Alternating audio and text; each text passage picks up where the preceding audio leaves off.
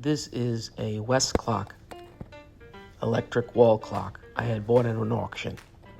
Plugged it in, doesn't work, so I'm taking it apart. Stamped on the back panel is the word Dunbar. That happens to be the model of this clock.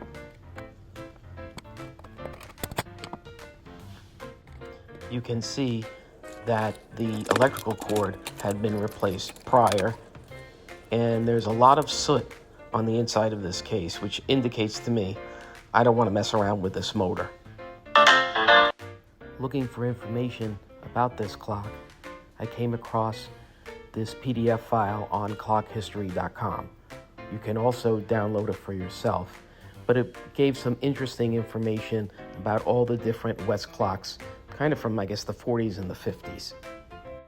Besides the 3 screws that hold the mechanism in place inside of the clock, I found this hint that helped me to get the knob off of the bottom of the clock that will, you use to adjust the time. Take the knob off first, then go ahead and remove the 3 screws holding the mechanism in place.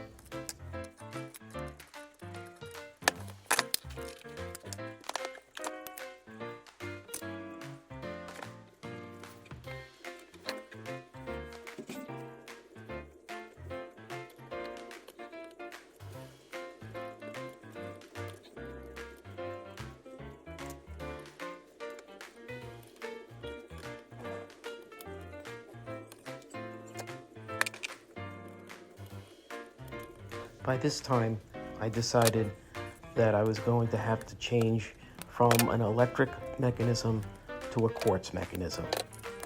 So I started taking everything apart. You can see here, I'm taking the electrical cord off that had been replaced.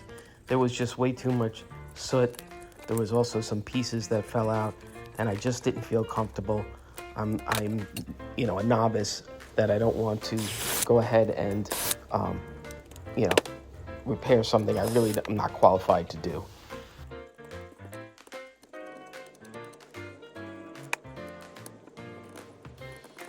What was cool, the plate I'm taking off, actually it's the motor, but the other plate had stamped on it the date. This clock was put together or manufactured in 1947, actually December of 1947. And I looked it up, and that month, that year, Chuck Yeager broke the sound barrier.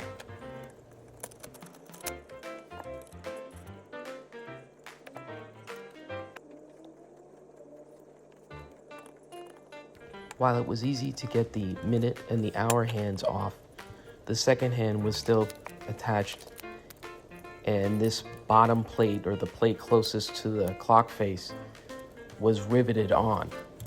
So now I had to take a screw gun, and I used a drill bit to drill out the rivets to take it apart and then be able to take that second hand off.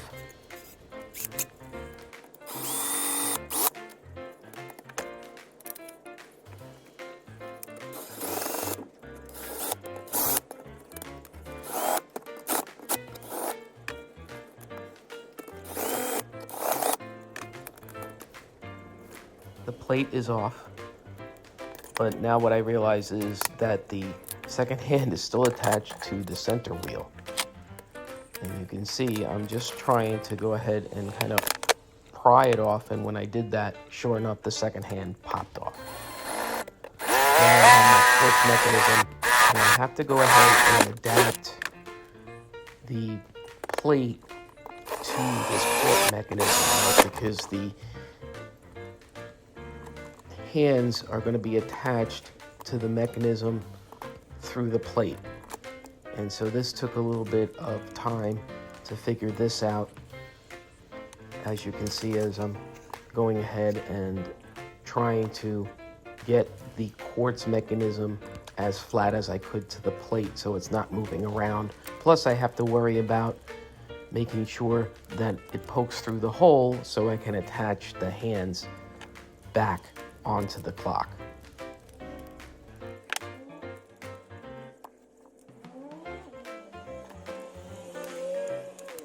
Now it was time to clean the back plate as well as the case and the glass. I used just some Dawn with some warm water and started cleaning. And boy, it was pretty dirty. The back plate, not too bad, although I ended up cleaning it 3 times in order to get it where the paper towel had no more dirt on it. The case was a little more difficult because of all that soot on the inside. I started with the Dawn and the water, but then I ended up moving everything to the sink. Along with the dish soap and the water, I used the simple green spray to clean the inside of that case.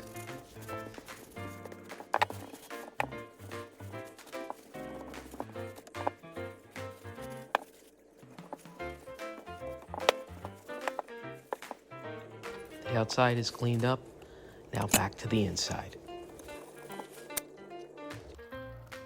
Now I'm dealing with a typical problem that happens when you go ahead and you switch mechanisms. The hands of the original clock don't fit the new mechanism that I'm using. The holes were too small. I tried punching them and expanding them, and I ended up, of course, breaking the hand. What you see here is I'm taking the hands that came with the mechanism, cutting and using the round part that would go ahead and attach to the mechanism and gluing the original hands to that so they'll end up fitting.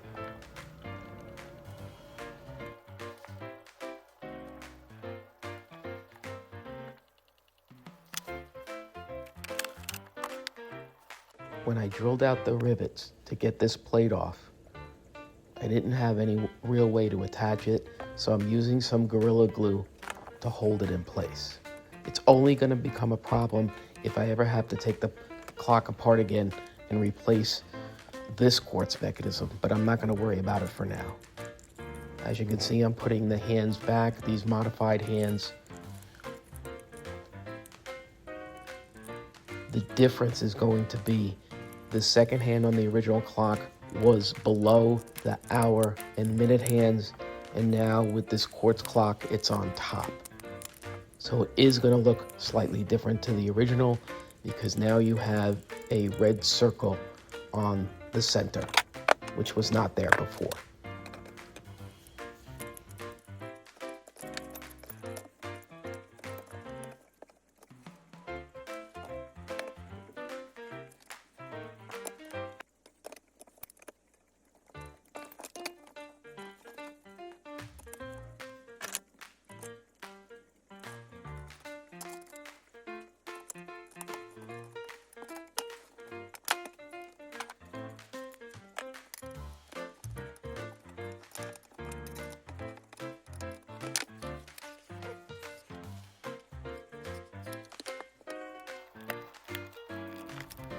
Here you can see I'm going to end up doing something very high-tech here at the back.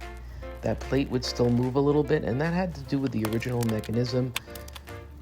It had an indicator if the power went out, and you could go ahead and tilt the clock back and forth to reset that. And I didn't want that, so I used some painter's tape to literally hold it in place. And I decided to leave it. Nobody's going to see it, right, with the back plate on anyway.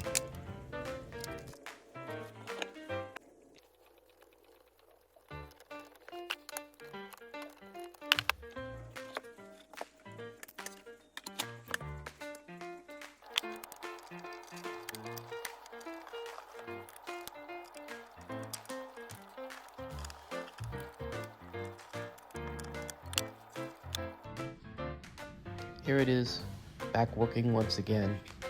While it's not 100% original anymore, I do like the fact that it's battery operated as opposed to an electrical cord. Here is the before and after.